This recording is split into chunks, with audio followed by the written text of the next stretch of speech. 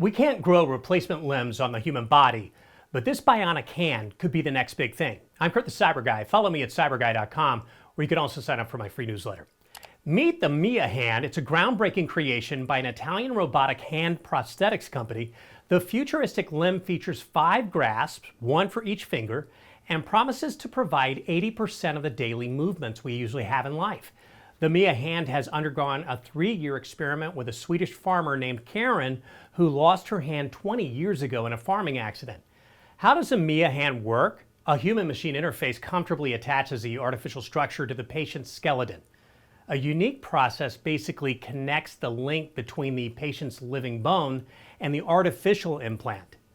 This is a huge medical breakthrough, especially because the limb itself helps reduce phantom pain, which means that it's much better life for those who lost limbs. Follow me at cyberguy.com and sign up for my free newsletter.